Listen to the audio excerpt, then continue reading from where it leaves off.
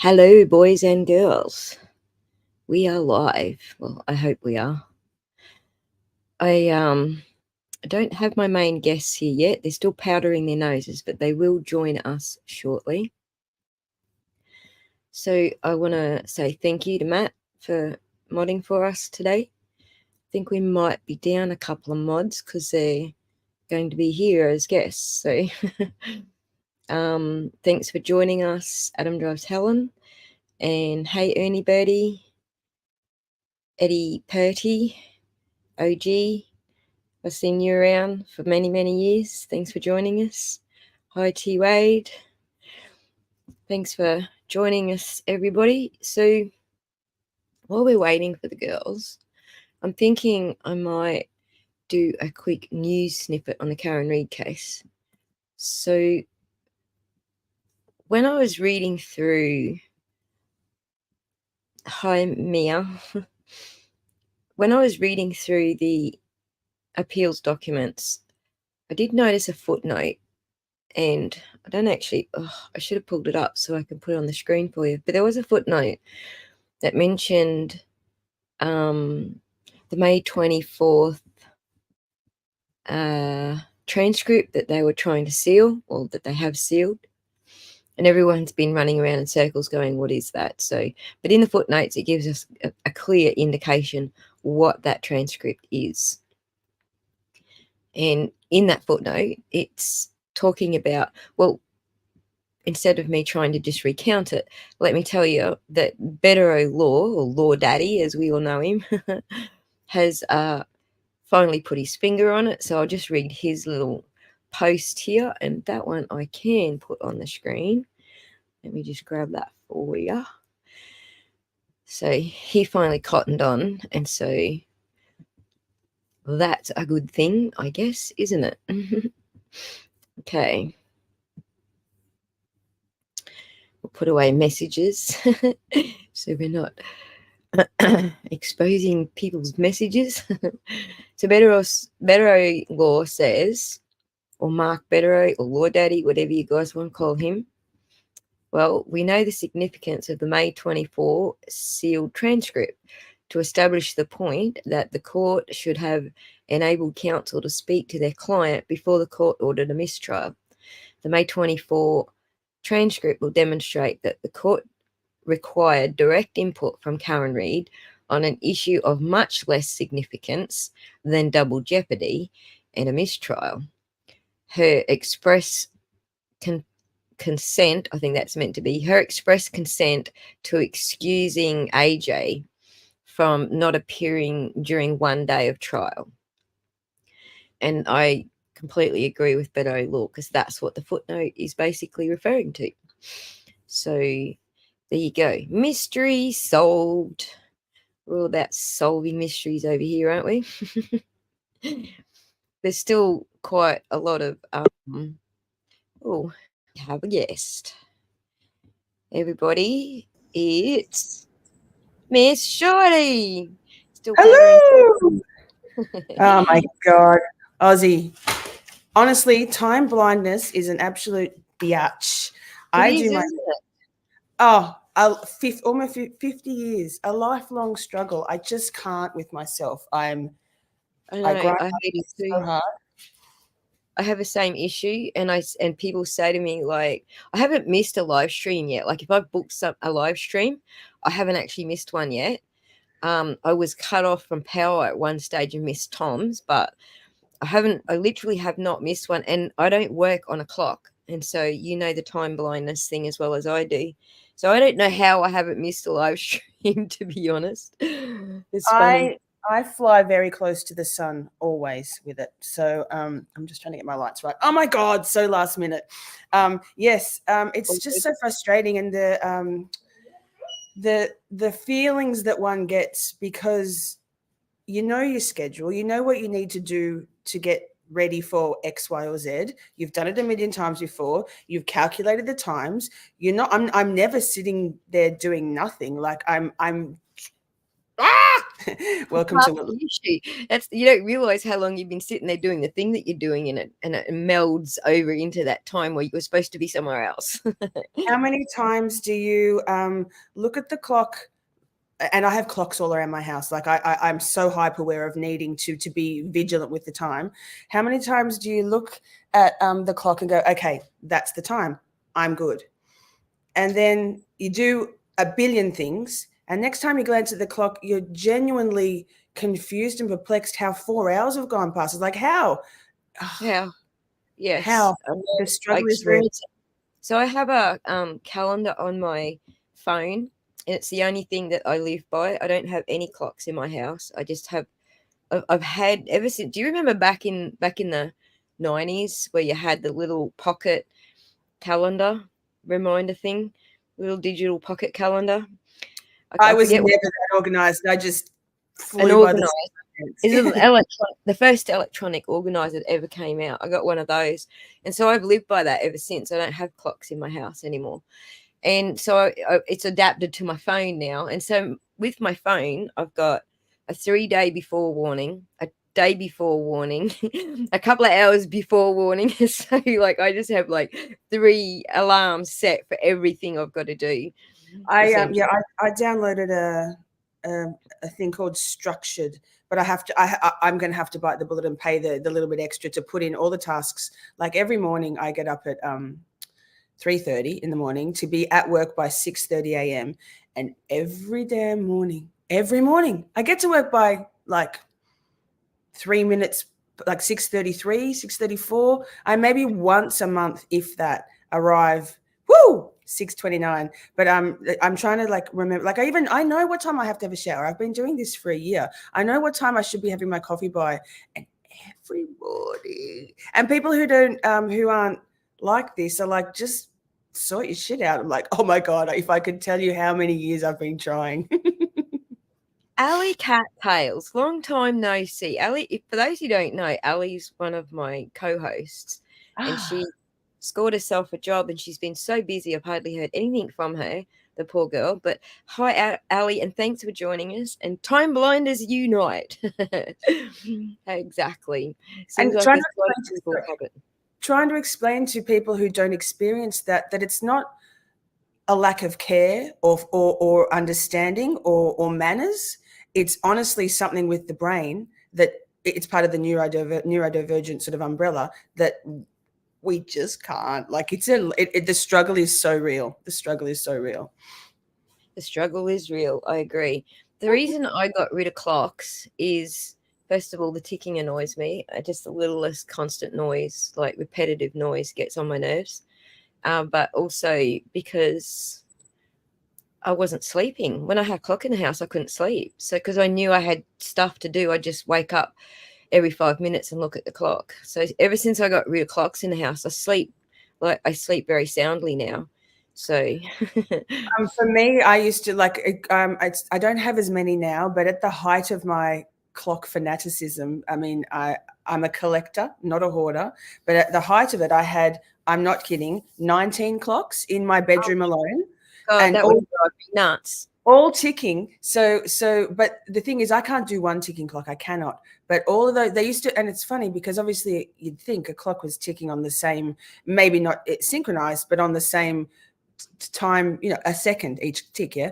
But the rhythms, it would be, sometimes it would be like raindrops. Sometimes it would be like kind of like a gallop sound. It was actually quite soothing. I was in the height of my, in the depths of my mental health at that point, so maybe that wasn't helping.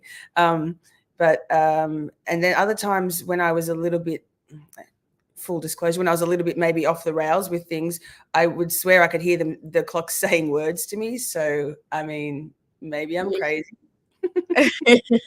Well, this is why I don't have clocks in the house, because they drive me nuts. Speak to you, dude. They're like, get ready. You have an appointment in 15 hours and counting, tick, tick, tick. You have appointment in 14 hours and counting, tick, tick. So when I ever onwards, get your shit together. When I do make important appointments in like real life that I know I can't miss, I will still not sleep all night the night before. So it's shocking. Yeah, I'm I kept shocking. like last night, I was so tired.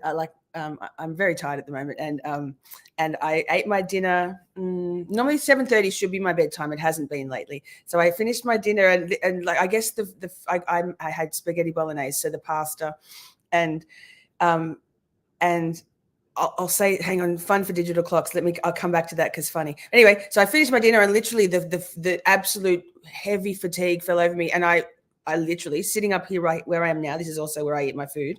I fell asleep like this, and I woke up an hour later. Like my neck was no Ow. good. I went to bed. I went to bed and then I woke up so many times through the night because I knew I had a big day on. So, yeah. As for digital clocks, and here's where the neurodivergence really kicks my butt, I struggle with digital clocks because every time I see digital numbers, my brain does maths with them and makes all combinations out of the numbers. Like, Oh, yay. That's a bit of fun. I know, right? I have the sleep screen on my TV has a clock on it. So, and it's right in front of my bed. So I do see that clock, but I don't hear that clock. And that's the key in my house. If I can hear the clock, it's all over. I won't sleep. So when I used to get really epic migraines very frequently for a very long duration, and I had all those clocks, perhaps they were contributors, but I'd have to go around and take all the batteries out of all the clocks because it was just so painful. You know, when you've got a migraine, everything's painful. So yeah. All right, I think for what was it? An engagement present, my bestie bought me a cuckoo clock, and I love them. Like I love the look of them, and I love the little gadgets. I love the mechanics. I love the way mechanical clocks look and operate and everything. But man, I had to like kill that thing. It was way too loud. So too loud. That's so. I have the same issue with dogs barking in the neighborhood. That drives me nuts as well. But I have my next door neighbor. They have. I guess. I presume she's like very. I'm going to use the wrong word, and I am autistic. So, but she's very low functioning. She's basically nonverbal. I guess she's probably 14. The daughter, the girl, and she she as part of, I presume, her self-soothing, she has they have a bench swing outdoor seat where you can swing a big it's got a squeak. Tell me it's got a squeak.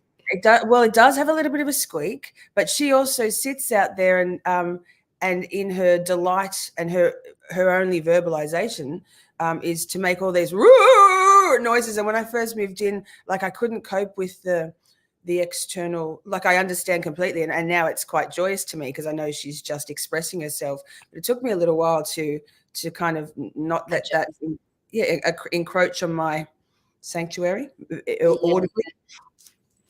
Yeah, it's crazy nuts, like repetitive noises. Like I'm all right if I'm awake. It's the sleeping part.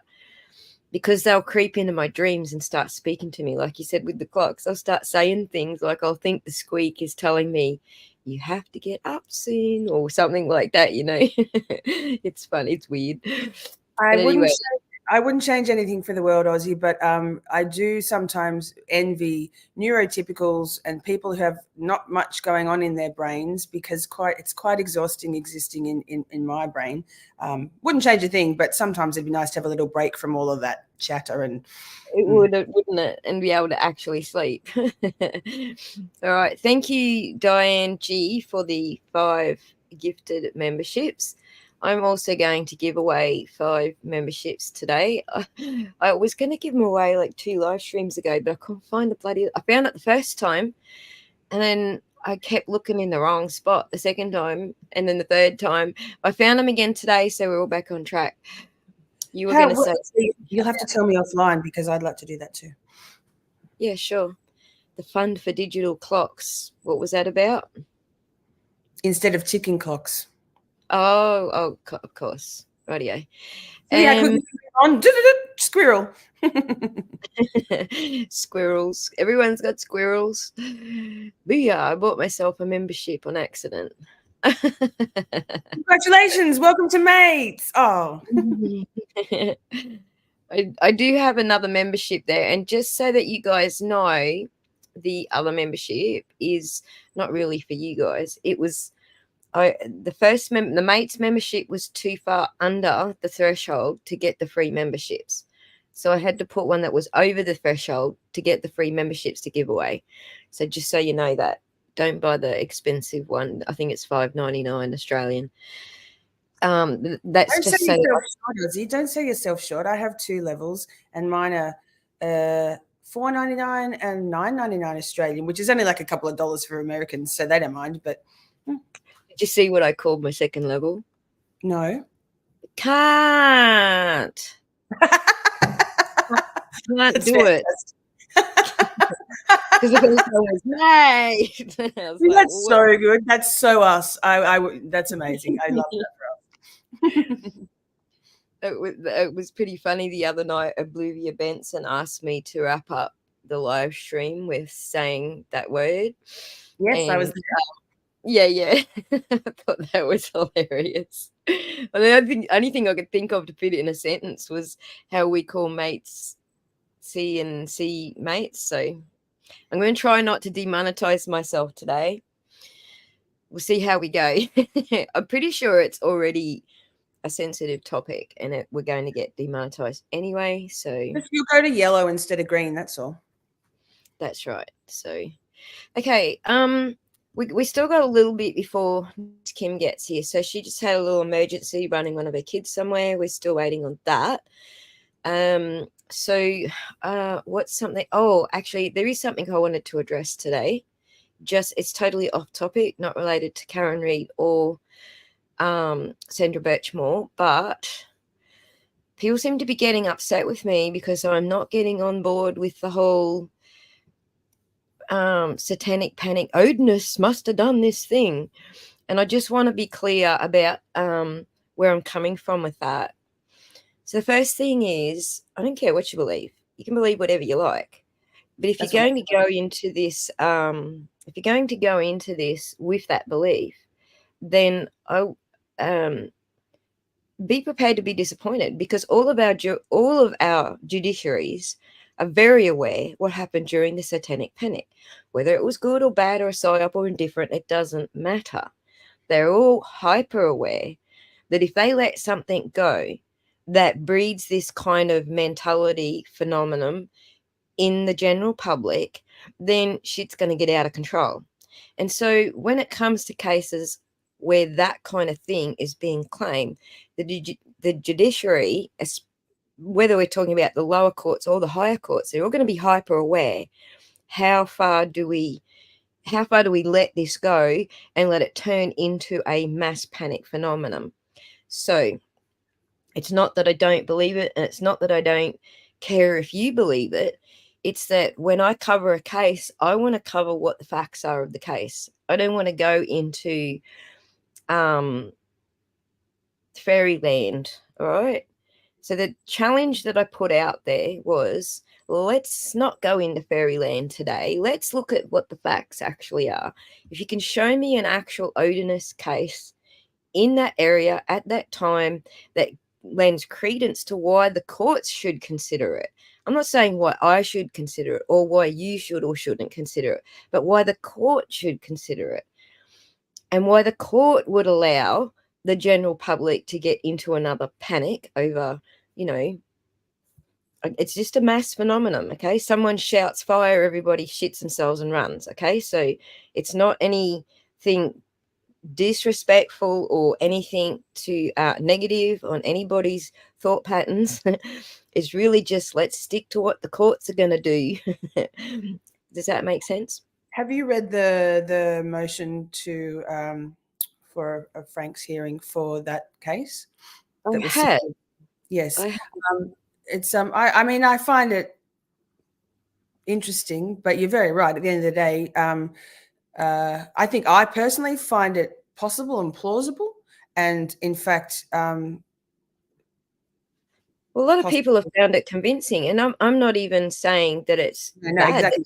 At the end of the day, though, it's what the court's going to allow in. The problem, I think, with that case with Delphi is that Judge Gull is obviously went to the Auntie Bev School of Judgery, and there are some huge issues there. So I was starting to think that until we got like halfway through Karen Reid trial, and then I was like, yeah, nah, Judge Beverly Cannody certainly took the fucking cake on all of this stuff. Like, she took it to an extreme I have never seen before in my life. Like, wild. she's at the top of the list there. Like, originally I was thinking, yeah, this Judge girl, she needs, I mean, obviously she needed to be put in a place, and the higher courts did that. So I have a bit of faith, that the higher courts are looking out for his rights. And I don't deny that he deserves a fair trial. I get that. But to me, the word fair doesn't just apply to him. It also applies to the families of those two girls. Okay, fair is both ways. It's not just one way. And a lot of people are missing that concept that fair only applies to him. No, it applies to both. It applies to the families of those girls. It also applies to his rights. And so I did feel in the early days that Judge Gull was a little bit too unfair, but I do feel that the upper courts have his back, and that what he's entitled to, they're making sure he's going to get. So as it should be. That would be very concerning if that wasn't the case. Yeah, absolutely. I'd have been more concerned if that had not been the case. So, and there's other things, like I'd have been more concerned if the FBI or the detectives had not looked into every single tip they were given. But I was also around when those tips were being given, and I saw them coming out on, first of all, they were coming out on Reddit and other forums, and then they were somehow being turned into tips. And we all know how that works, guys. We're not stupid. We know how that works. So I feel like he was watching the forums and gleaned a lot of info from the forums. Then I'm not saying he is or isn't the guy. I'm just saying he was watching the forums, and when it came, the finger was pointed at him. He went, "Oh yeah, those forums." So that's kind of what I get from his storyline, but that's because I've been following it very in depth for quite some time. So yes, same. Right. I guess it's like, for me, the most interesting thing has been to watch. I haven't caught up lately, but to see how things are presented from, for example, a defense attorney's point of view, and how vehemently supportive they are of the whole theory, versus perhaps a little less biased presentation of things. That's always interesting, because it's so easy to get caught up in like the enthusiasm of whoever's presenting the facts. But there's always three sides to everything. His side, right. her side, and what's somewhere in the middle, which is probably more the truth. So I guess remember everything in the world of the YouTubes, unless it's a legal document and you draw your own inferences, you probably be well advised to take it all with a grain of salt. And that's why I love legal documents, because I'll draw the inferences. Thank you very much. Right. And that's also one of the reasons I haven't gone into it, because I don't want to feed into that narrative that the courts are rejecting right now. And if you want to feed into it, that's fine, do it. But that's what the courts are rejecting, right? It's not that he has a third-party defense. It's the nature of his third-party defense and an overall public impact that they have to consider. So I just wanted to clarify that, basically, because, I keep upsetting people. Starlink took Aussie. To your opinions. You're back. You dropped Oh, out half a sentence. It's okay. that's all right. So, yeah, wrap that up. That's where I'm coming from with that. Have your opinions, but it doesn't fit into the judiciary. Like, they've got to consider the overall public effect of this trial, not just the fairness to the defendant, and not just the fairness to the families of the victims, but they've also got to consider what is serving the public best as well. So that's the third point in that. All right. Anything you want to knock over while we're waiting for Nurse Kim? I Hey, mean, stickers. Can I talk about my stickers very quickly? please do talk about the stickers. Oh wait, except here's one I haven't prepared earlier. BRB. Oh, why am I like this? 1 second. Get out of the way, cats. All right. So, while Shorty's digging up her stickers, I'll let you guys all I'm a know professional. I'm a she professional. is widescreen today because she's got herself a brand new laptop. Well, it's not brand new, but new for me. It feels new. It's amazing. Amazing. And you got yourself an M1 Apple Mac, is that right? I don't know. And a MacBook Pro, 14-inch. Ooh, 14 Yep. inches. Sorry. M1, Uh, M1 is a short version, but yes, that's exactly what I have, but it's not 14 inches. It's a giant screen. It was very expensive actually for the screen. so far, so good. I'm really excited. I've been practicing with presenting to the stage, sharing stuff on the screen. So and it couldn't have come at a better time. Anyone would think I kind of planned it this way, but that Donna Adelson's trial is about to start voir dire next week. So I've been mostly my whole channel was built on that in terms of my numbers and my content. So I'm looking forward to getting going with that. I'm starting later tonight in the US today for us with going through the pre-trial motions with my people. So that's exciting. But if we're talking free Karen Reid, so Yes. I made these design. Oh God, can I do it? Yes. Good. So, I made these and printed off 200 of them as a fundraising initiative that I thought of myself if you would like one of these, they're gorgeous. It's I was billing them as a bumper sticker. God. But someone suggested to me that maybe I'd be better off calling them a vinyl sticker because they're the perfect size for putting on your laptop or a drink bottle or whatever. So I don't touch any of the money whatsoever. If you would like one of these, and there's about 140 left, make a donation to Karen Reid's Defence Fund, a direct donation, no money to me or Aussie. I mean, you can, but that won't get you a sticker. I'll just get your love. And or her Venmo or her PayPal. A minimum of $10 donation will get you one sticker. $10 to $49 one sticker. $50 to $100 donation to any of those three spots will get you two stickers, and $100 or more donation will get you three of these. I have helpers in the US, 11 different people in the US who have got a bunch of the stickers, and I did thank you cards saying like love Shorty. It could be worth something one day with my autograph, and they're ready to go. So if you're in the US, you will get yours within. Well, I was thinking a couple of days, Aussie. Apparently, USPS Postal Service. Well, anyway, their postal service is like literally snail mail. I think they put them on giant snails to take them around the country. Could take up to 5 to 7 business days to get to you from the US, but they will be sent out as soon as you send me either DM me or email me a screenshot of your receipt and your postal address. And I also have some here, obviously, in Australia. So if you're in Australia or anywhere else in the world, I will post those out from here. Canada, we'll send out some to Canada. So far, it's raised almost $1,900 US for Karen in the 2 weeks. So, Yay. my TED Talk. Yeah.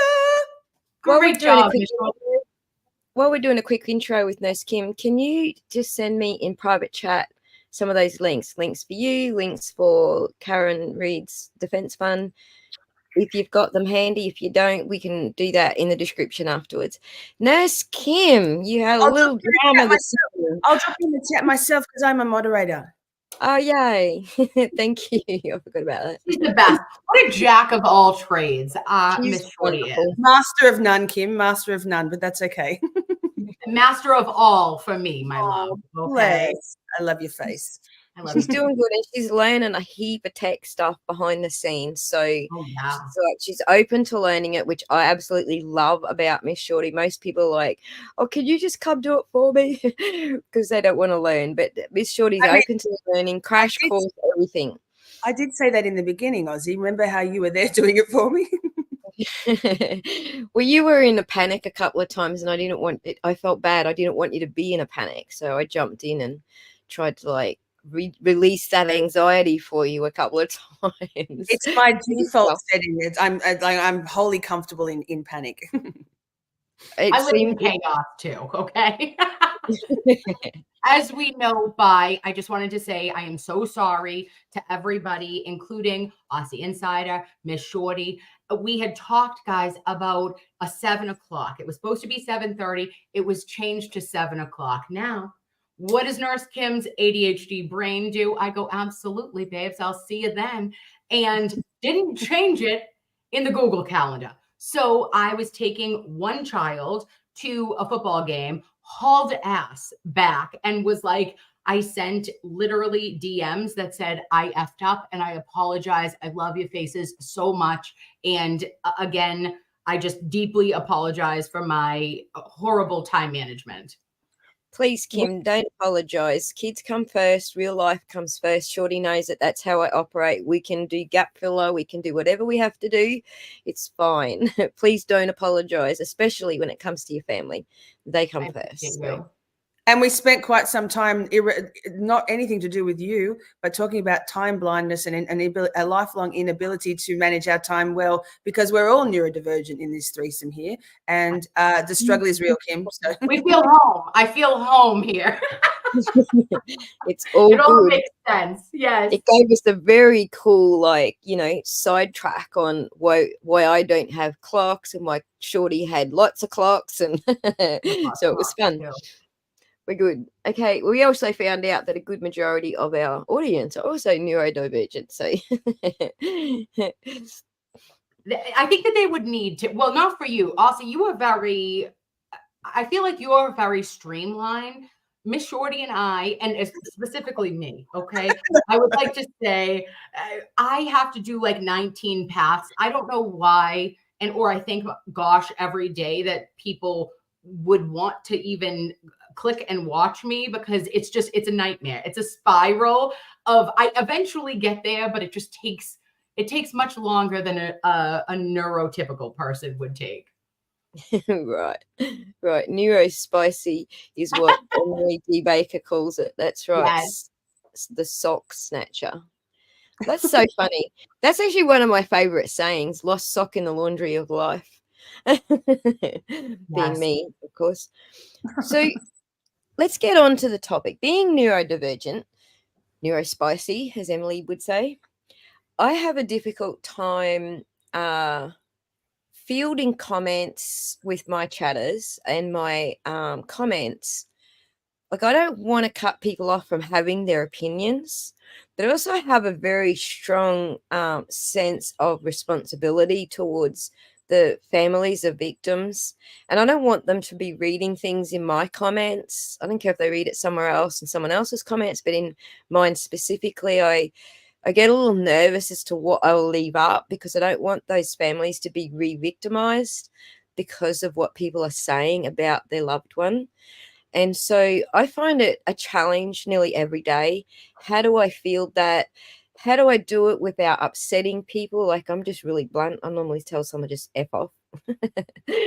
But I had to deal with that since I've been dealing with comments and, a range of neurodiversities. I've had to find a different way to deal with it. And I'm struggling with it still today. And I thought that maybe you guys could help me understand, how would I deal with it? What's a good way to deal with it?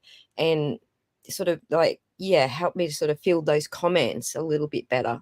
My suggestion, Ozzy, would be to simply hide the user from channel. Don't engage at all. Just hide them, so they can spout off all they want. No one else will see it. They won't know they're blocked. They won't know they're hidden. They'll continue to comment. They won't get any engagement from anyone, and the taking away that oxygen will remove them from bothering. Because you can't. It's almost like I presume is often talking about the Karen Reid trolls. But there's no point engaging in that discourse. There's just not. It's not a rational, logical argument. And if it's hurtful stuff towards the victims and their families, and that's obviously not in your channel sort of ethos, I would just hide the users. I did a while ago, about 6 months ago, maybe less, do a quick short because I had one guy that just wanted to engage with me in like long paragraphs and engage in debate. And like, that's good, but I'm like, I got stuff to do, man. So I just ended up job and a channel and stuff to do.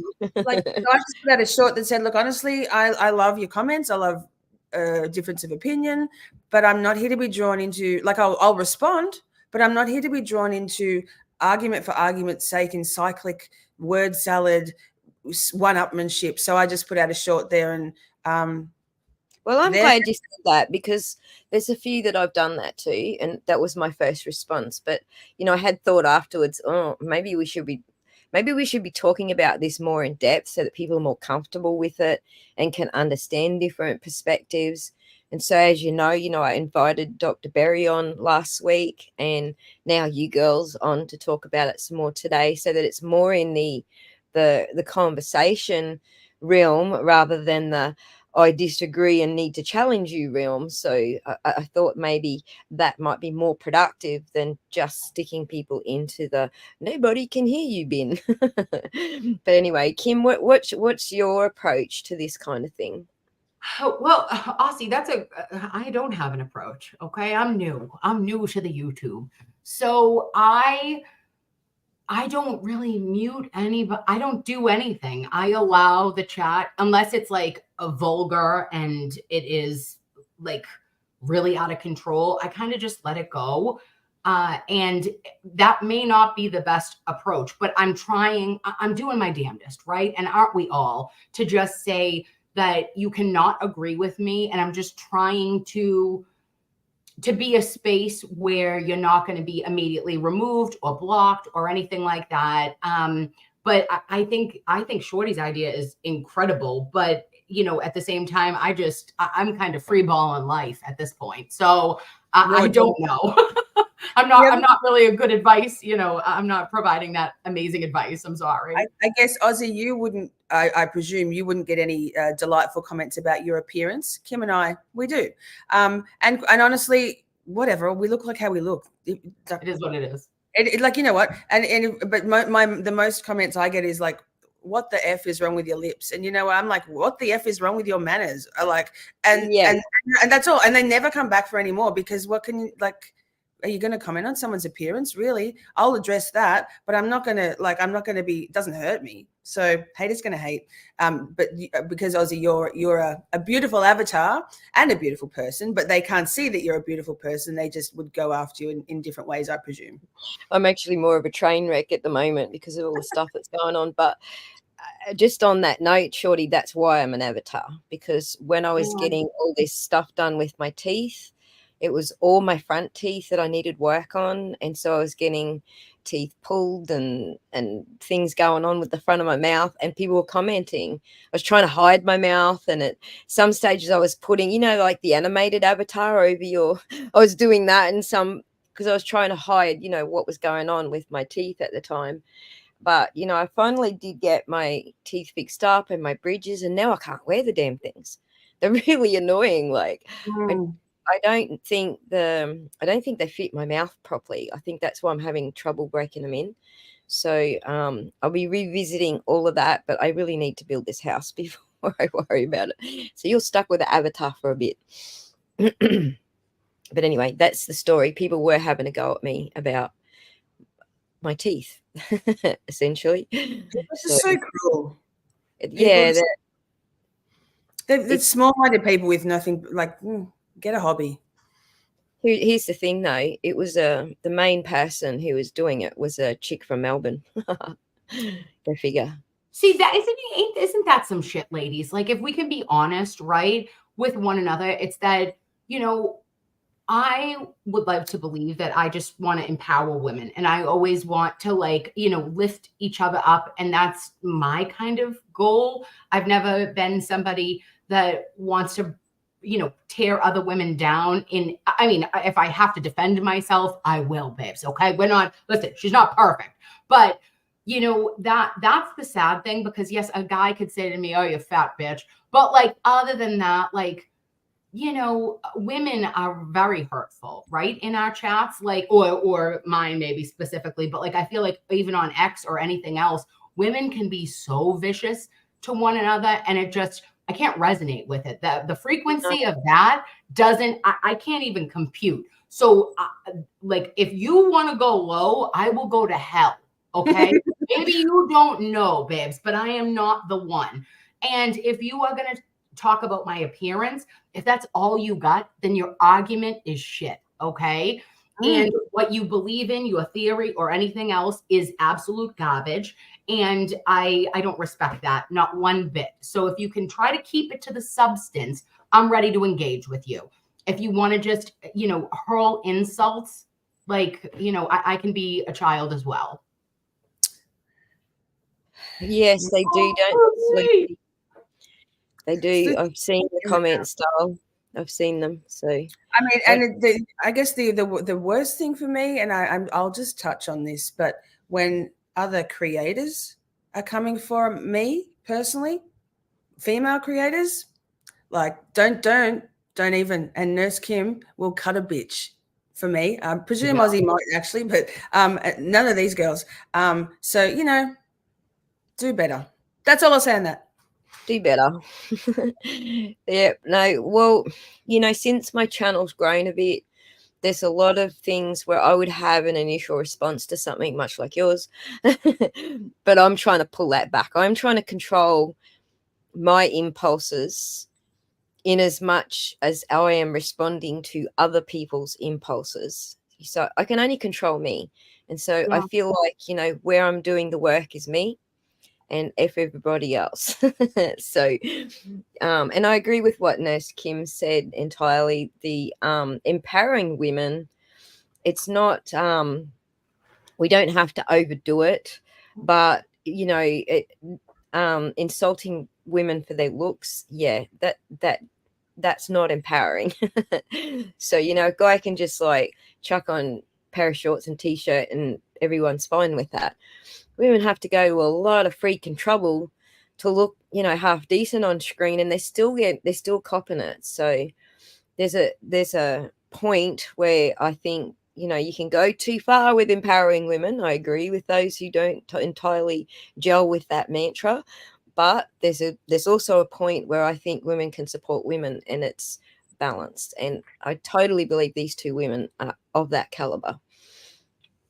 And that's a good segue, Ozzy, isn't it, into potentially what you wanted to talk about a little bit with Sandra Birchmore? Exactly. Empowering victims, I guess, and also the families of victims. So I'm not sure. I didn't really have a set program on how to get into it, because like I said, I struggle with it. So maybe Nurse Kim, since you actually do have some sort of program that is involved with this, maybe you'd like to kick it off.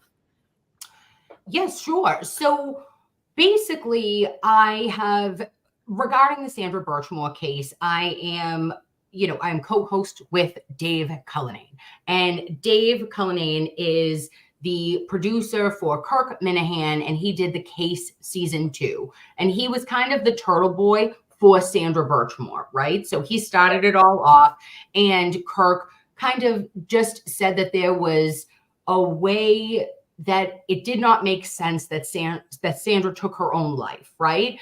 And that sidekick Steve, I can't. Taryn, I love you. I love you. We love sidekick Steve. So, we all just I've known a lot of behind the scenes stuff for a long time, and I respect Dave. I respect Kirk.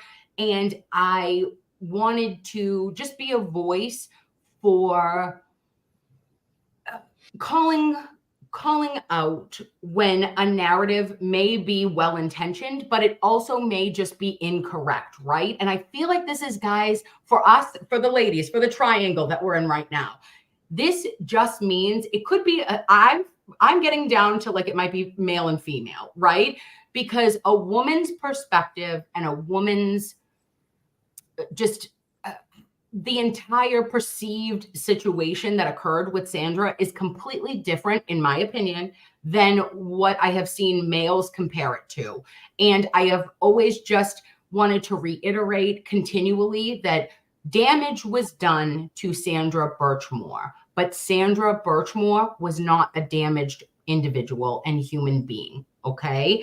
And like that differentiation sometimes gets lost in the sauce. So I just want to be a support for anyone who has dealt with, you know, CSA in their life, SA in their life, and there shouldn't be the stigma that there is in the year of our Lord 2024. We should all be able to, if you're ready, if you're willing, like we're here for you to wrap you up and to show you that support. And you know, I just want to be that for our humans. So that's my spiel. Lovely. Thank you so much, Kim. And Shorty, what I'm not sure how much to say about your experience. I don't want to throw you in it, so I might just let you speak for yourself. I'm in it. I'm all the way in it. No, I guess I just wanted to sort of second what Kim said there in terms of the perspective of a male's perspective from a female's perspective on Sandra Birchmore.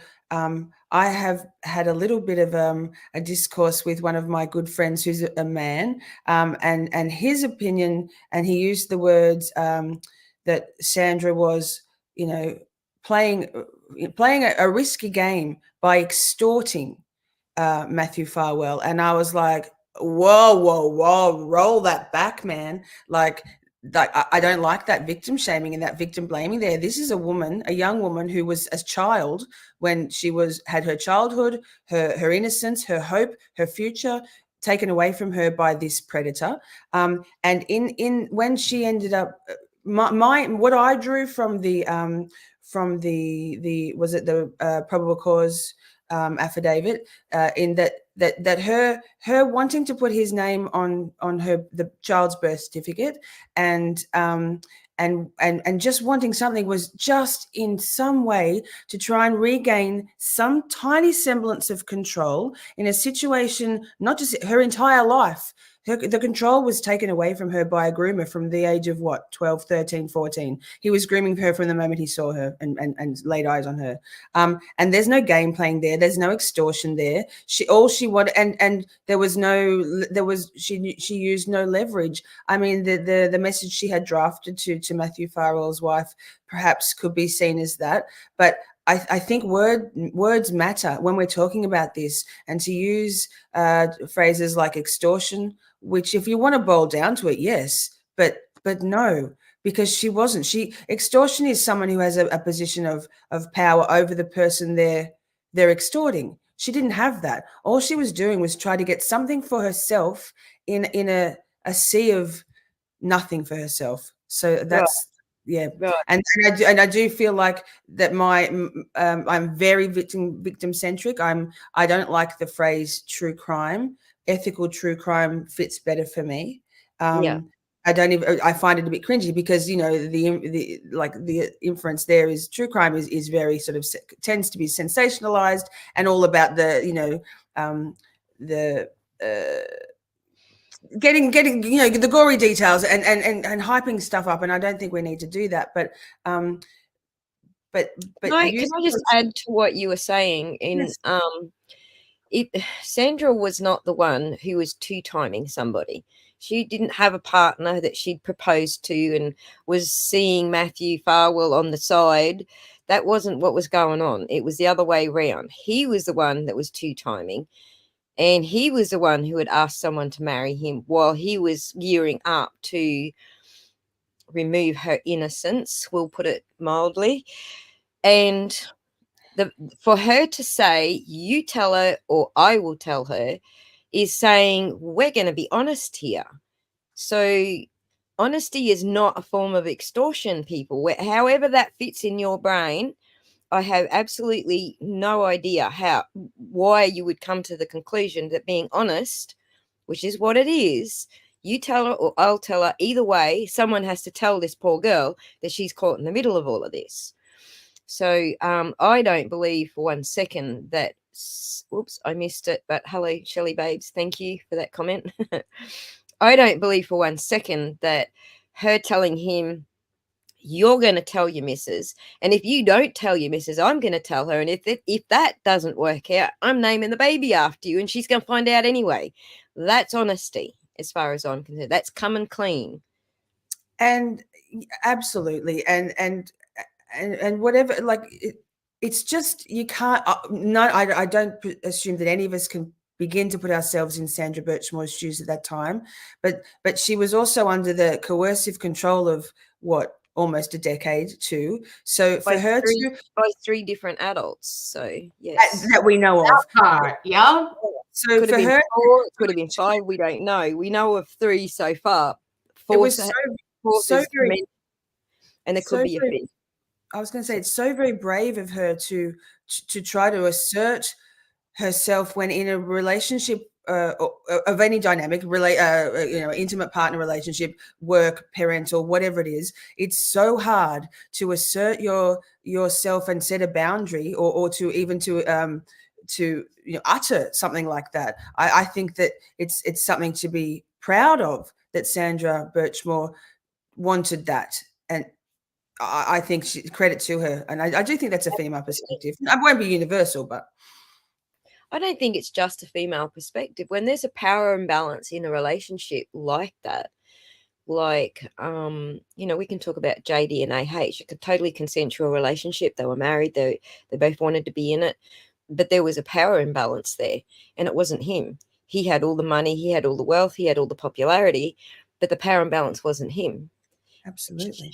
She went about trying to get that power imbalance for herself in completely the wrong way. She used extortion. She used bashing him. She used a whole bunch of abusive techniques to try and make herself feel that there was some more balance in that.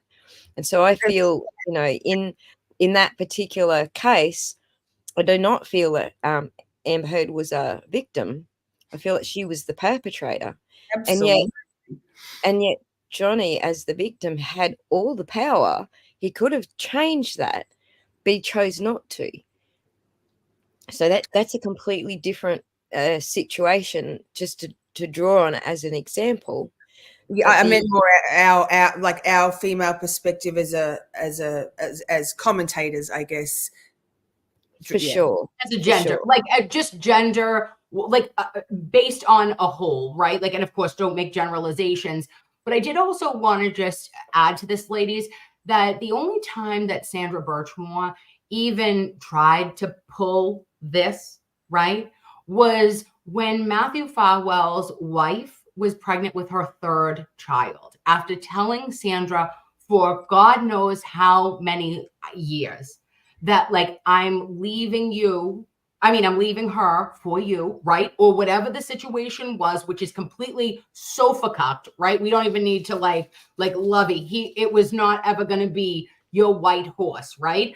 However, she was looking at this as when she became pregnant, sure as shit, or when she was trying to get, when the deal was made of, we'll try this month, right? When it became, in my opinion, that Sandra was with child, I think that the game changed, babes, because she had something now that was going to love her, and she was going to love baby.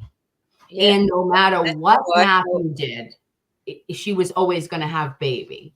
And that's what makes what he did so particularly cruel, in my opinion. And going on from that, Kim, that for in a coercive control relationship, the absolute number one thing that the controller wants, needs, and makes happen is that the person they are controlling has nothing and nobody, and that they are the sole. So he sensed a loss of control because they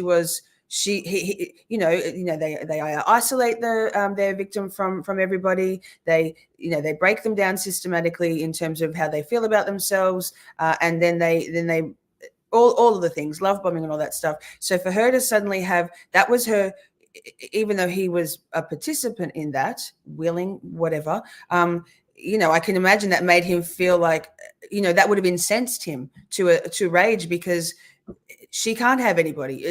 The victim cannot have anybody, not if the coercive control dynamic is to continue to work for them, for the controller. I just want to add to what Kim said. When I fell pregnant with my first baby, I was very young, but I had broken up with the father of my children because of his drinking. He had just pulled one of the worst nights of drinking I could even imagine. He pulled a gun out and started shooting towards the area where we were all sort of located. But I didn't know I was pregnant when that happened. I just left him because that happened. While we were broken up, I found out I was pregnant. And so for me, I had that feeling that this baby's going to love me. This is a thing between me and a baby. This baby's going to love me. This baby's going to always be there with me. This is not something that somebody else can break up between me and this baby. So I had that same feeling that I think you're describing Sandra having when she found out she was pregnant.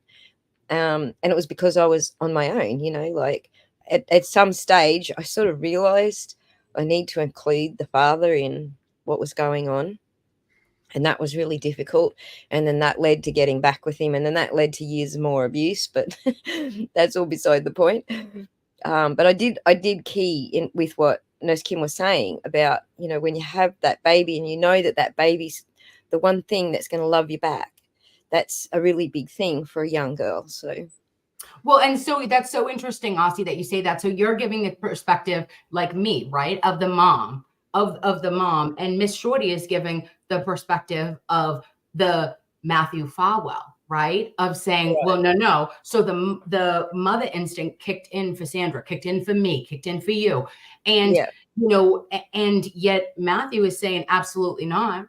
Absolutely not. Now I'm going to be jealous of something else because I need to be your oxygen, right? Her grandmother, her mother, and then her grandmother had passed away within such a short period of time. The trauma that she had gone, just being the perfect kind of unfortunate prey, right? By this man. And it's not her family's, it's nobody's fault. It's a perfect storm, babes, right? And this is why, if nothing else, I would like to bring to the forefront is we've got to ask hard questions.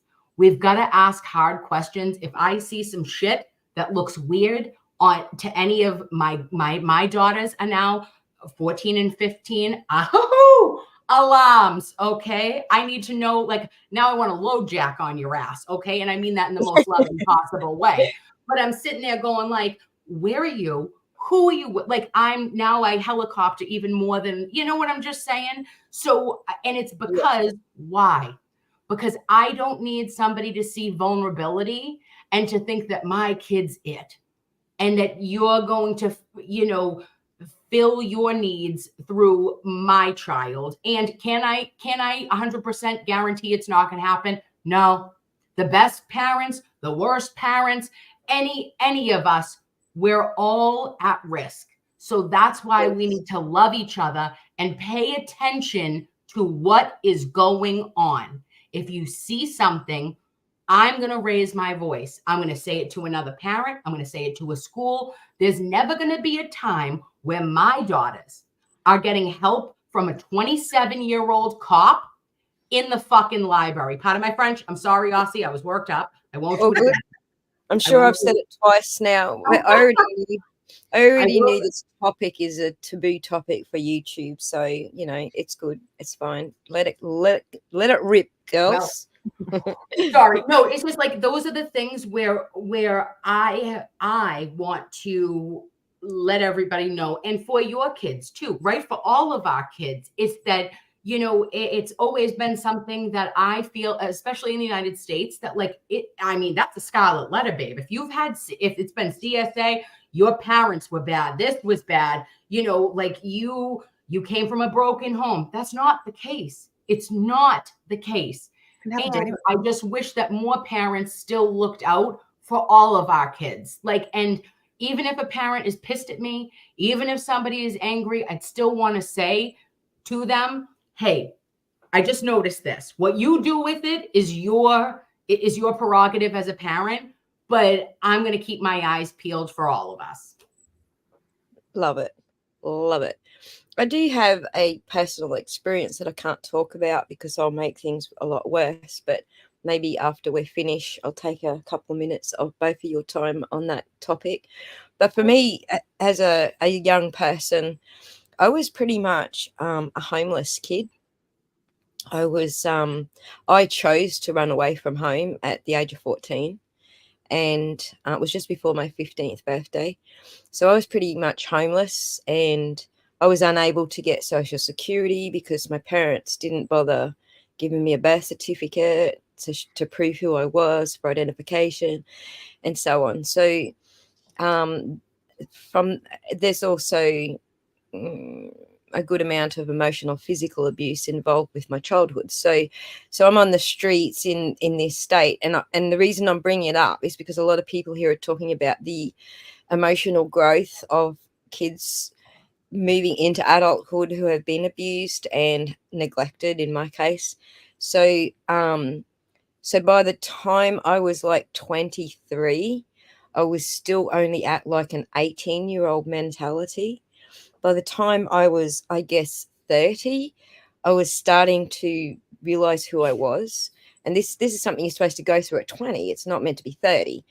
And so I just wanted to bring that up because I'm very well aware that, my first 30 years of life was definitely stunted as far as maturity goes, and did impact, how I raised my kids and breakdown of the marriage, and, there was drinking involved with that as well. But even how I dealt with that, like, I didn't feel that was abusive like I do now. I can see it now. I look back over those years and go, okay, I know now that was abuse, but when I was in it, I couldn't see it. And that's part of that lack of maturity, because you're already 10 years behind in maturity. You're still thinking like a child, or an early teen, when everybody else is thinking at the age group that they're supposed to be. So I just wanted to bring that up, because a lot of people are mentioning that emotional stunted growth, I guess you could call it. And also with Sandra, given her the very young age that she was groomed, allegedly, she was groomed by Matthew Farwell and his cronies eventually. She didn't have any autonomy, so she wasn't, those, you're not allowed to think for yourself at any age when you're in that kind of a dynamic. And then also, like you say, with the sort of a troubled childhood, or losing her mother and her aunt and those things could only have further impacted her, like her stunted. One would assume stunted emotional. That's a two-edged sword, because not only does it impact her emotionally, it's also puts her into the better prey category, like, because she now doesn't have those protectors as far as those who are abusing her is concerned. But carry on, sorry. No, that was my whole thought. Okay, cool. Okay, so is there anything you've got to add to that, Kim?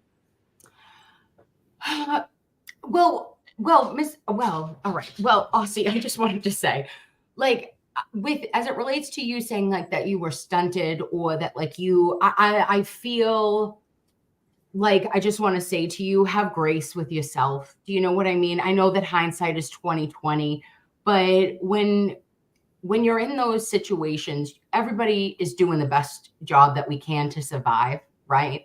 And you were not dealt the best. You were not dealt the best hand. My kids, I had my girls when I was 23, right? Like I was a teen mom. Okay. I was just a child. Okay. I was a child bride at 23. I was like, how am I doing this? I don't even know, like, which is not accurate, but like, I just was like, wow, I'm really young, but I wasn't, but it, just in my brain I was. And, I just want you to take a moment and always remember to give yourself that grace. That's it. Do you know what I mean? And that like our kids know we love them, and we did the best that we could at the time, right? And I give that grace to my parents, because Jesus, we all know that, you know, they all tried, but it's sometimes not enough. So hopefully we have other community resources, and those are the things that are so important to put our energies into, and to continue to give voices to our cases and our victims or survivors who are able to come out and share stories. This is why. This is knowledge, and knowledge is power, is all I can say. Beautifully said. Beautifully said. What was I going to say? Just something that Kim just said. I'm sorry, my mind's racing a million miles an hour. Oh, giving myself grace. I was at least 40 before I realized to give myself grace. I was always blamed for everything. Like the entire family blamed me for everything that was going on. Even though I had little to do with any of them, there were 10 years where I didn't speak to anyone, but I was still to blame for everything. And so I went into life thinking that I was to blame for everything. And so that giving yourself grace thing has been probably the most healing thing to discover about myself, and to be able to give myself that grace. Yes. Absolutely key with that, 100%. How about you, Shorty? I'm sure you've had that same experience that I'm just describing about giving yourself grace.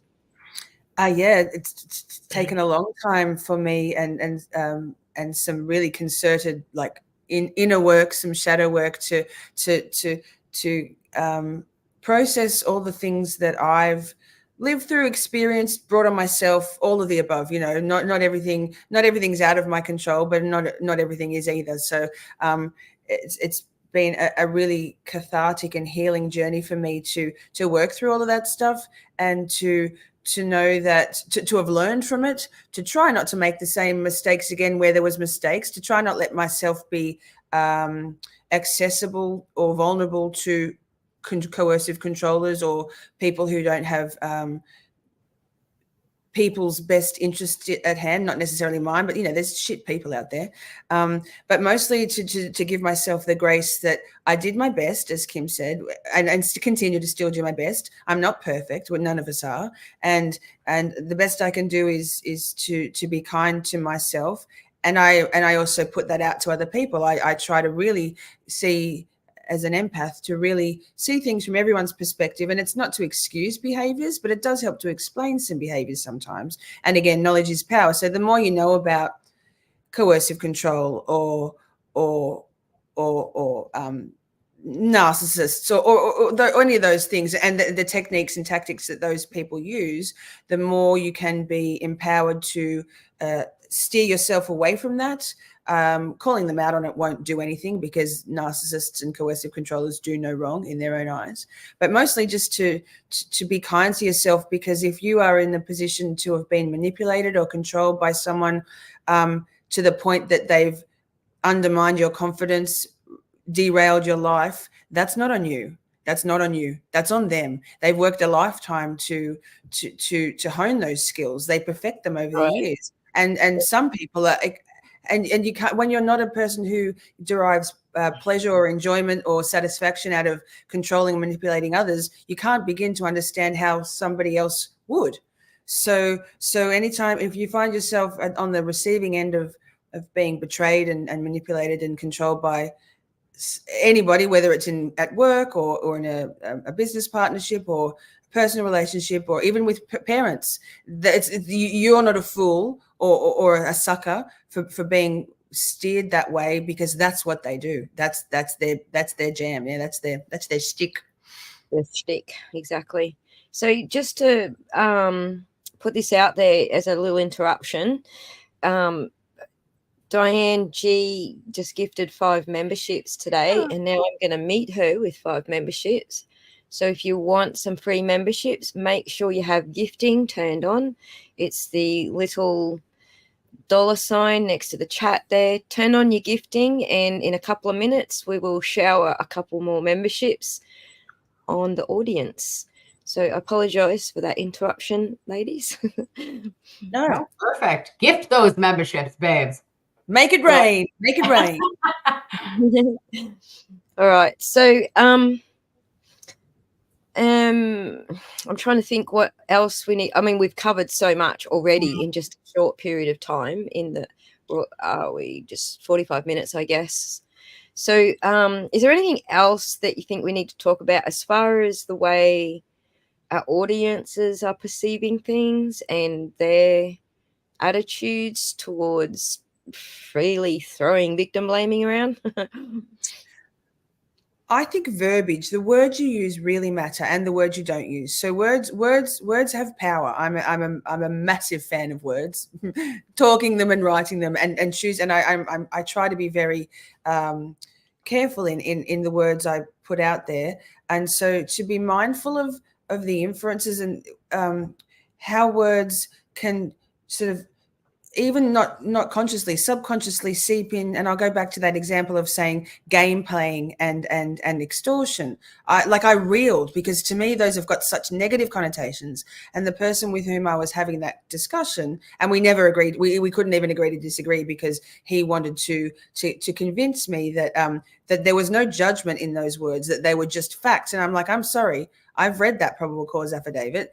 I am reading the same facts as you, and I'm never going to put those words into that, because I see it from a different perspective. And those words was aiming for truth. She was aiming for truth telling. She was aiming for nothing but everybody knows the truth. Yeah. And so it says something about her character too, because she wanted the truth to come out, because she doesn't want the other girl to be as hurt as she is. So, she's thinking about how the other girl feels as well. That he ended up marrying, by the way. Yeah, someone Taryn asked, I think it was Taryn a while back, and Kim, do you know, or Ozzy, do you know how old Matthew Farwell's wife was when they first started dating? Do you know the age difference? Is there anything a bit sus there? I have no idea. I don't know. I try not to talk about her, because I don't want to drag her into it, because as I just said, I feel very sorry for her being dragged into this.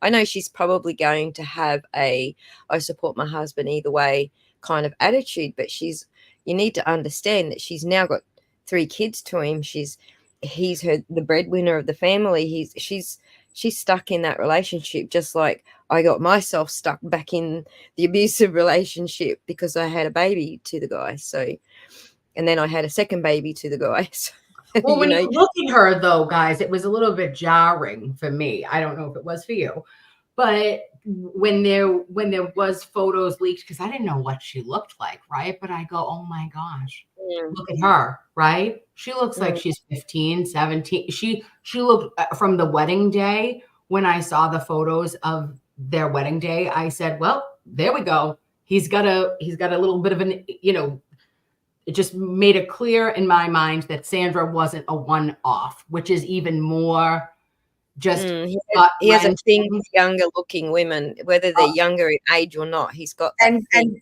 also probably in terms of their personality, quite vulnerable and subservient and diminutive. I'm absolute speculation. And imagine the cognitive dissonance she must be feeling in the last month or however long it's been now since her husband was arrested.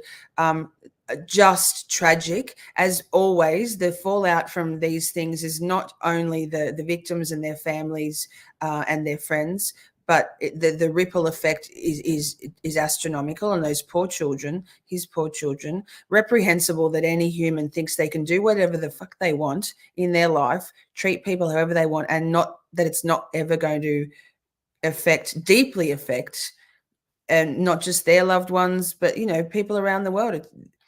That's awful. Right. And the mind. Oh, so sorry. Go ahead, Aussie. I'm so sorry. Finish your thought. Go for it. I mean, I was just going to say, and the mind F that she must have felt upon the realization. Okay. And I know that she had it, babes, because we all know that she had it as soon as the FBI dropped, right? It was stand by your man when there's allegations. And when that dropped, her ass dropped. Her stomach dropped to her ass. Okay. And she read it and she saw. And when you are thinking about the juxtaposition of a man that went and allegedly unalived Sandra Birchmore in her apartment, pregnant with his child, and drove his ass to Newton Wellesley Hospital to go watch you deliver your third baby. Right. Think of the mind fuck that has done to her. She is a Right. victim. And what Absolutely. we're not going to ever do is look side-eyed or give any sort of shit to her, because she deserves none of it. She deserved none of it from day one. He is garbage and she is not. She is Right. collateral damage, and so are all three of those innocent children and the baby that was in Sandra Birchmore's belly, in my opinion. Right. So this is actually an interesting segue, because there's a dynamic that we often talk about as survivors and as voices for survivors, is that the most dangerous period for a woman is when she's fixing to leave. And that kind of plays into this victim blaming thing, because people are pointing out, well, she was extorting him. If he saw it that way, then this is exactly what we're talking about. This is why it's the most dangerous time for a woman. The minute he feels she's got some power, the fixing to leave is that she's gaining some sort of power. And the if you want to twist it in your own head that it is some sort of extortion and not simply let's just come clean, then it's the same thing. It's that dangerous period where she's exerting her independence and saying, hey, you know what, I can live without you. I can completely destroy this relationship with you because I am feeling my own independence, and I feel, you know, whatever it is that you're feeling. So whether you're fixing to leave, whether you're fixing to try and hide some of the income that's coming in so that you can fix to leave and you get busted for it, whatever that situation is, that's the thing that makes it dangerous. And what we see here is Sandra put herself in danger by fixing to not just expose him, but exert her own independence in that relationship. And so you can't blame her for doing that. This is a thing that narcissists do. When you're fixing to leave and they get the vibe that you're fixing to leave, then that's the most dangerous period for women in abusive relationships. So yeah, any thoughts on that, ladies? I mean, I've lived experience. It's absolutely the worst time. Absolutely. Times two relationships for me. Relationships, I mean, dynamics. It's terrifying. And for me, and in my experience, until that coercive controller, that narcissist has decided that they've run you into the ground in every way possible that they can, and whether that it also gets to the point of unaliving you, you're not safe. If you can ride it out safely and get yourself out of that relationship, they will hopefully, if they do, once their blinkers that are on you, that like once you become not their target anymore and they shift, you're probably okay. It's just that so many abusers and manipulators and narcissists, well, they have to win, yeah. And if winning means absolutely, literally obliterating you, taking you off the face of the planet, then it is, it's terrifying, and you have to be very careful. But that's right. And Kim, there's a question here for you. Yeah, so I just wanted to add to that, Miss Shorty, too, is that, it takes, I believe, and, pardon me if I'm off by one, but I think it's 7 times before you actually leave an abusive relationship, for our statistics from the RAIN Coalition in the United States. And, each time you're breaking up, making up, breaking up, making up, those are the times, like Miss Shorty said, when you're attempting that bit of independence, that your life is in the most danger. Okay. And Taryn Dusty asks, Nurse Kim, is unaliving by another person the #1 cause of death in pregnant women? And in the United States, I can say that it is, for intimate partners. And that is horrifying, more than preeclampsia, more than diabetes, more than any other maternal illness. being unalived by your partner, you are at the highest risk in pregnancy. Post-pregnancy, you are at the highest risk for self-takeout, but that's because of our, baby blues that can turn into postpartum depression and then to postpartum psychosis, which is rarely discussed. And that's another taboo topic we could talk about another day. But for today, that is a statistic that should make us all just have a moment of pause, right? And, just that we want you to be here. If you are unsafe, if you are in a relationship that babes, right? Okay. If you need anything, if you need anything, we're here. On that topic, we do have someone in the audience. I just want to, before I put it on the screen, just let you know she did typo. She said, well, let me pop it up. Her husband hasn't, that was a typo, hasn't been violent, but she is scared as hell for my physical well-being, and I don't know why. And I don't think you need to wait until something actually happens so you can say, oh, well, okay, now that's the line. He's hurt me. I don't think you need to wait for that. I think that point where you are afraid for your physical well-being, that's your message. That's the key. That's the thing you need to take notice of. Am I right in saying that, ladies? Yes, absolutely. I just started, I'm a little bit crying here. So many times, the time when it gets violent, the first time it gets violent is the time when it goes too far. And right. Mostly men have it too, but we women know things. Yeah, we have our gut instinct, we have our intuition, and so if it feels like it's maybe on a rail to something, it is. Back yourself. Babe, listen to you, right? I'm so sorry, Miss Shorty. I just wanted to say your body is telling you, right? Your body, honey, is telling you that something is not right. That's your grandmothers. That's your great grandmothers. That's all the women in the lineage before us that is telling you, giving you your spidey sense. Okay. So that's it. I just wanted to say, listen and, hear that and make that choice for you if you can. I want you to do it, but you need to want to do it yourself. And you're going to be okay if you leave. You know what I mean? You're going to do this. You're going to be okay. And there are supports. I don't know if she's in the United States. I'm so sorry. I'm going to give numbers, but there are resources, and I hope you have friends and families, because we just want you to be safe and alive and here. That's all, Megan. And happy. Happy. You deserve to be happy, babe, not scared. Just to follow up, Megan, you didn't trauma dump at all, and I'm going to give you a tip we're having. This is the conversation. I'm going to give you a tip here.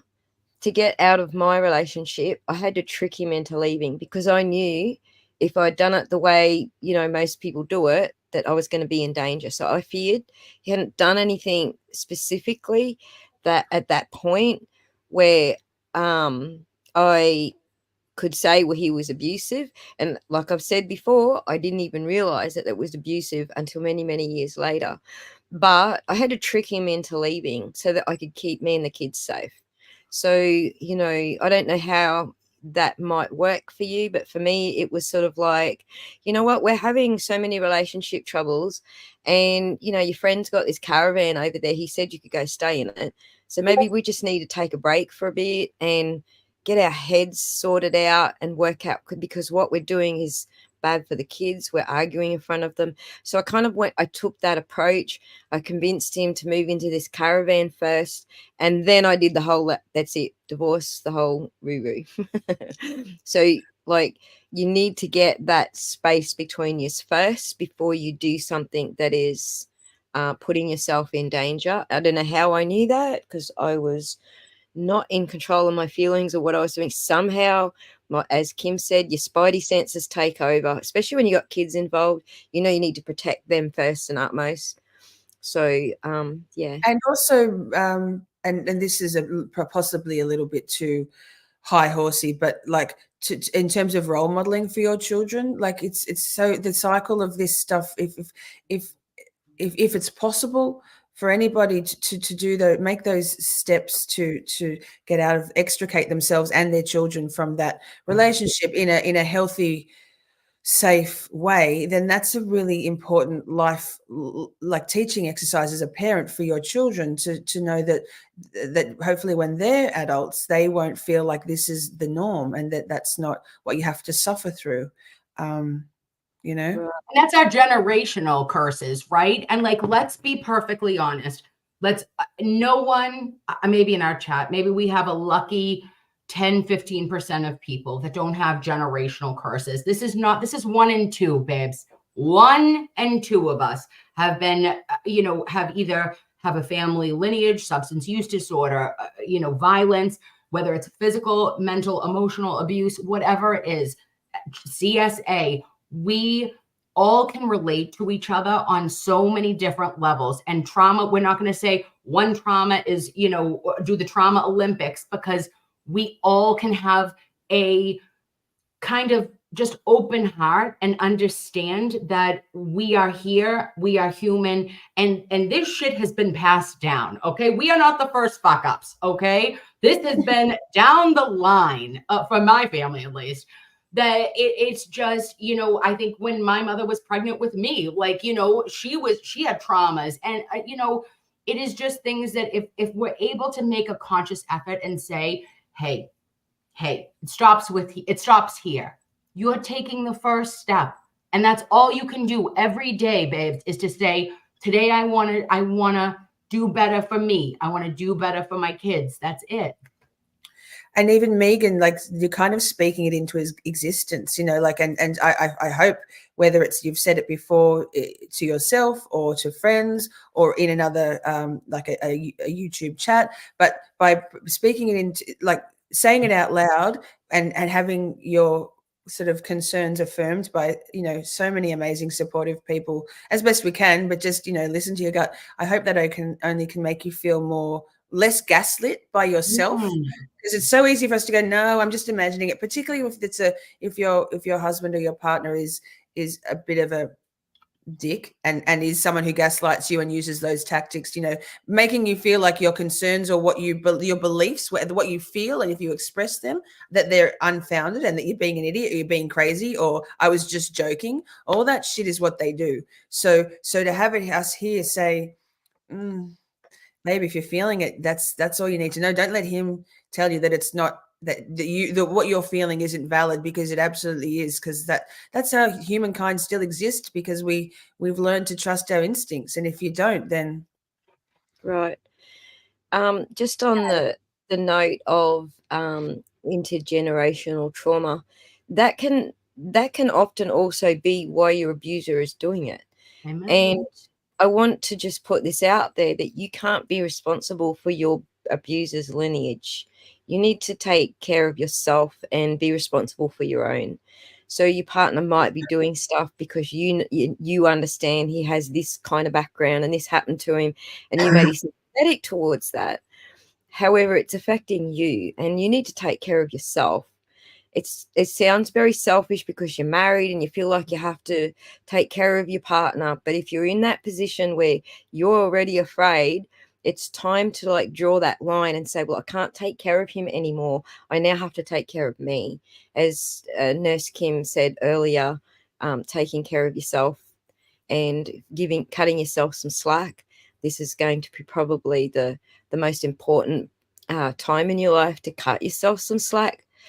Is, as Shorty mentioned, not gaslighting yourself, and coming to terms with this is his problem, draw a line, this is my problem, and you can only deal with your problem, and as Adam is pointing out here, it doesn't need to be a romantic partner. This is something I had to do with family as well.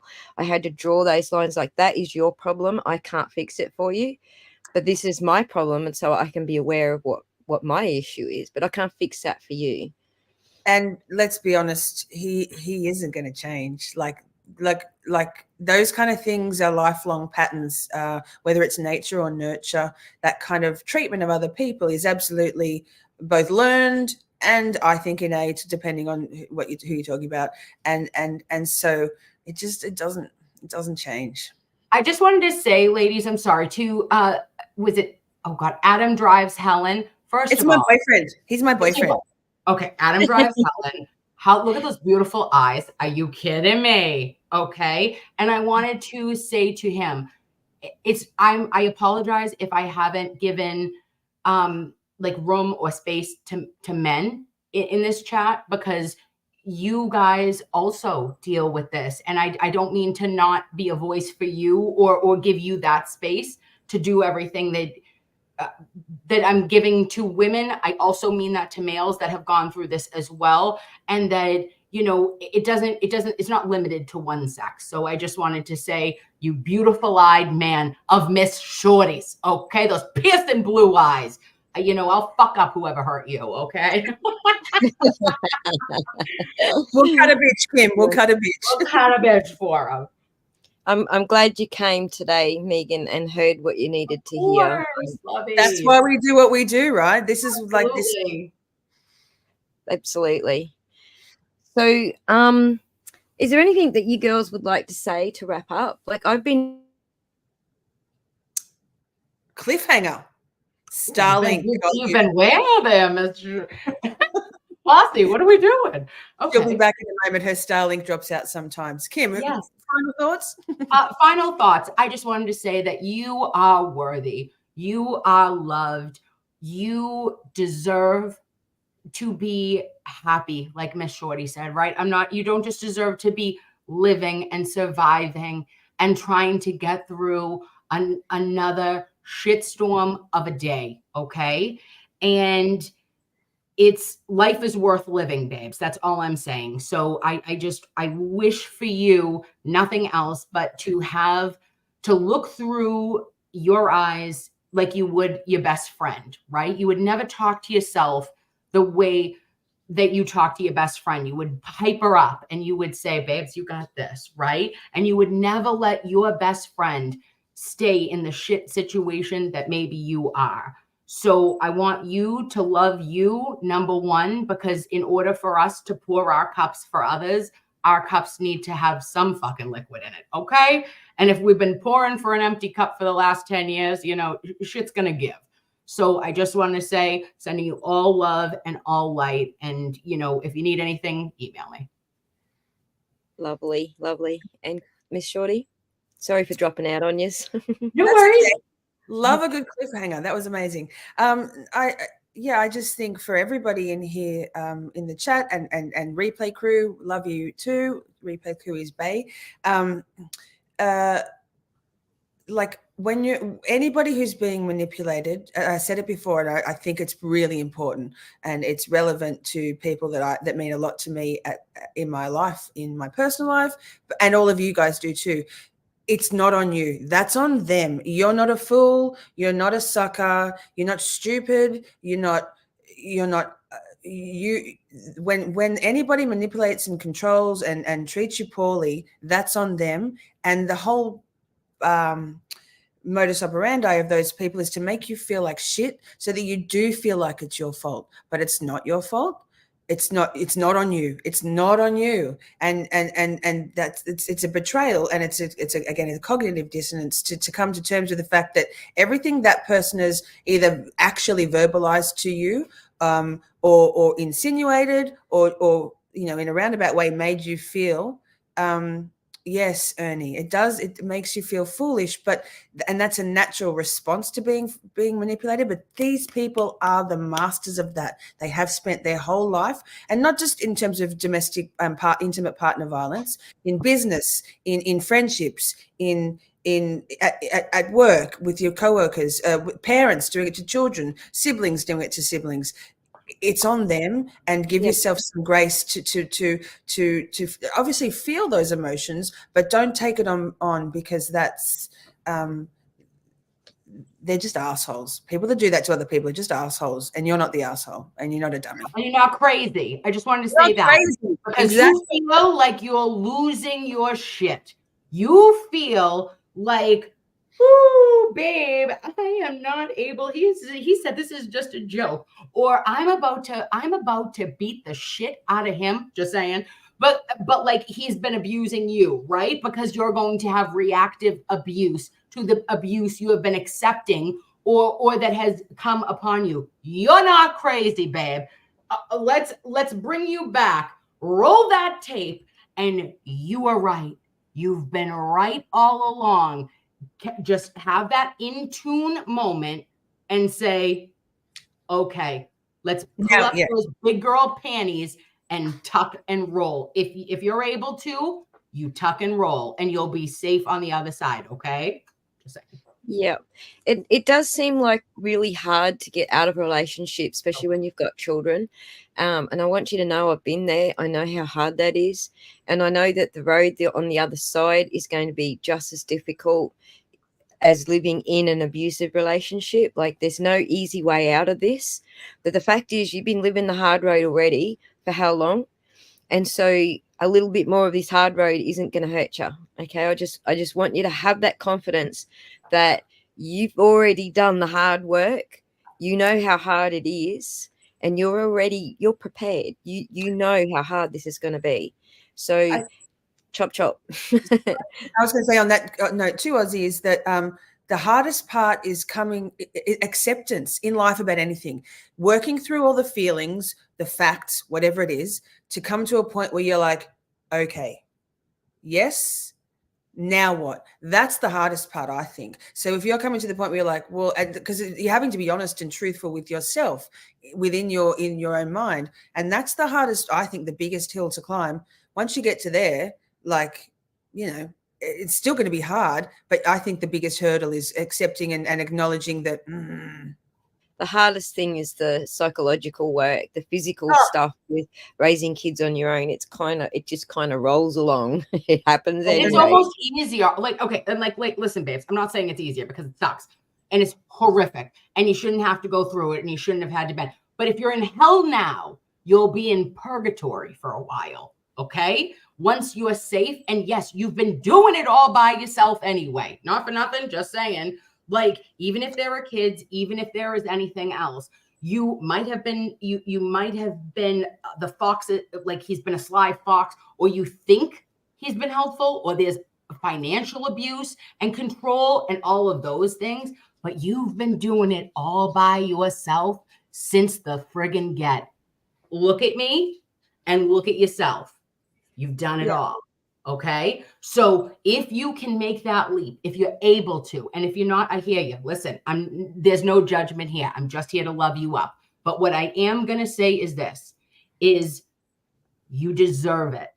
And I want you to believe that you deserve to not have to live like that and be unsafe, or there to be a potential of one time it goes too far and that's it, right, Shorty? Like, that's it.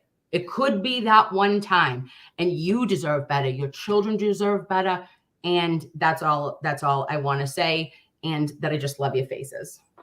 Yep. And the last thing, I'm going to shower some memberships on people. But just before I do that, the last thing is, remember this one thing. If you do have children, you're getting rid of one of those children, because that part who's doing it is the extra work that an extra child normally is. Okay. Except they're a full grown adult. So for me, that was kind of where it was a little bit easier. Like, I didn't have that extra child in the house who was making things difficult. So just remember that. And so let's go over here and do a little shower of memberships. Hopefully I can still get to it. Here you go. I hope you all did what I advised you to do. I'm just going to go grab a pizza real quick. I'll be right back. Just going to the door. Love you. Bye-bye. Stay right there, Kim. All right. So 5 memberships just went out. If you did what I said to do and turned on your gifting, you will be one of them. Can you see who got them, Shorty? Yes. OnlyFan, Lauren WI, Brazilian girl, Sarah Schwartzberg, and Jen P. Congratulations. Welcome to Green. Welcome, mate. You're all mates here. Right, that's bloody awesome. Ladies, I have really enjoyed not just the topic, the fact that someone in the audience is getting some value from what we discussed today and is having to think, very hard about their own situation. And please, I want any of you who are going through this, please come back and visit our channel. Come back. Nurse Kim does a lot of material on this. Shorty especially focuses very much on this side of things as well. So all of the channels, please do come back. We'll support you as much as we possibly can. And people in the chat who have offered to assist in the local area, Megan, thank you so much for doing that. That we much appreciate that you're reaching out to her. Please, Megan, don't feel like a nuisance. If someone close to you has reached out, please accept their help. Can I, Aussie, tomorrow, US time, 5:30 Eastern PM, I'm doing a Let's Talk on grief. So if anyone's experiencing or has experienced grief in their life, and this is grieving for the loss of a relationship or what's maybe about to happen. So if anybody would like to come in to my channel tomorrow at 5:30 Eastern US time, that's what we're going to be covering for a couple of hours. Big weekend in Camp Shorty. Type that link in since it's tomorrow. But let's get that one out ASAP. Do you have any Nurse Kim that you want to advertise for any of your streams? Please do that now. No, I just wanted to say that go to Miss Shorty's stream because with grief also, babes, if you feel like you've lost you, right? You've lost you over this time. And I just wanted to say my final thoughts is you are loved and you are worthy. And thank you for joining us tonight. And I have no streams coming up, but if you want to, join me sometime, I'll be on again. Right, coolies. Now, I do have a stream coming up tomorrow. We were originally said last night we were going to continue on with the Don Lewis story tomorrow, but something else has come up. So join me and Abby tomorrow. We've got a little bit more to just talk about with the Sally Port discoveries. So that's for Abby and I tomorrow. I don't even know if I booked it. I probably haven't. There's probably no link for that yet, but it'll be up shortly. Sorry. Again, can I in 20 minutes on my channel, I'm joined by Frank Zell, who I've been doing a 3-part series so far about the JonBenet Ramsey murder and the Boulder syndrome, which is it's much bigger than just who killed JonBenet Ramsey. However, we finished that series. It's a 3-parter. It's there in a playlist on my channel. So tonight I'm just talking to Frank. It was him and his twin brother Jim, and we're going to talk about obsession and how obsession in life can take over everything and is quite a dark and winding road. So if anybody's still in the mood for some YouTubes, that's in 20 minutes on my channel. All right. Thank you so much, ladies. And thank you for this comment, DNA. I didn't want to overlook it. 7 years later, my divorce is final and I survived. So it is a difficult road. We acknowledge that it's a difficult road, However, there is peace at the other end. And I wish we're that. We're so proud of you. Yes. And we support you. We are so proud of you, Lovey. And this is, look at you today. And this is, if anybody's in the chat, if anybody's in replay crew and you're afraid, it's okay to be afraid, but just take that leap of faith and we're all here to support you through it. Okay. Very nice. Thank you again, ladies. And thank you so much, chat, for joining us and being very supportive of each other. I really appreciate it. Thank you, Maddie, for modding for us tonight, even though this was probably not a topic you were ready for. But thank you so much for that. And thank you to the OGs who came back to watch the stream. Thank you again, ladies. And we are out. And I'd like you to hang around if you could. That would be awesome.